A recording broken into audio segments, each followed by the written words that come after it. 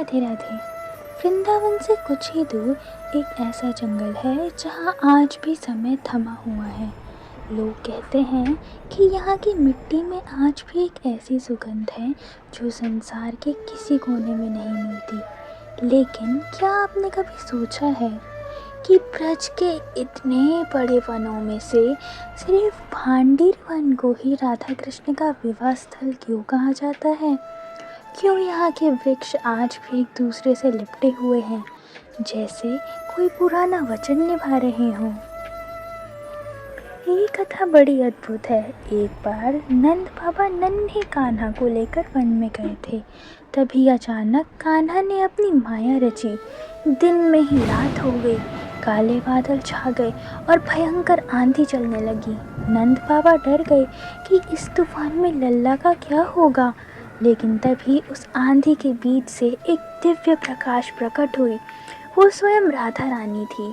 कान्हा ने अपने बाल रूप को छोड़ा और किशोर रूप में आ गए। नंद बाबा समझ गए कि ये कोई साधारण बालक नहीं है, स्वयं भगवान की लीला है। उन्होंने कान्हा को राधा जी को सौंप दिया और उसी तूफान की शांति में इस संसार का सबसे बड़ा उत्सव शुरू हुआ।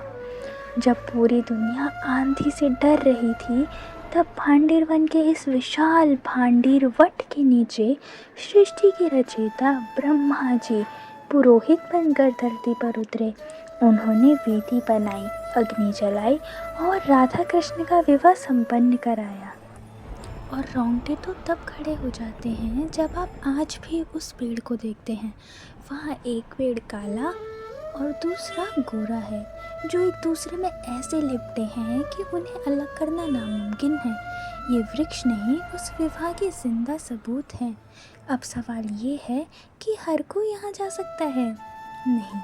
भांडीर वन के बारे में सबसे हैरान कर देने वाली बात यह है कि यहाँ हर किसी के लिए रास्ता नहीं खुलता। माना जाता है कि जो लोग उस समय ग्वाल बाल गोपी या वृक्ष के रूप में वहाँ मौजूद थे, वही आज के समय में इस पवित्र स्थल तक पहुँच पाते हैं। यहाँ वही जा सकता है जिसने सदियों पहले राधा कृष्ण की लीलाओं में हिस्सा लिया हो। अगर आपका मन वहाँ जाने को तड़प रहा है, तो हो सकता है आपका रिश्ता उस द्वापर युग से जुड़ा हो। अगर आपने कभी भांडीर वन की इस मिट्टी को महसूस किया है, तो कमेंट में राधे राधे ज़रूर लिखना।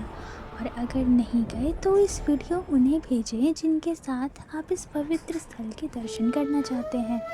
ब्रज की मिट्टी आज भी पुकारती है, जहाँ राधा है वहीं कृष्ण है। धन्यवाद। राधे राधे। हरि बोल।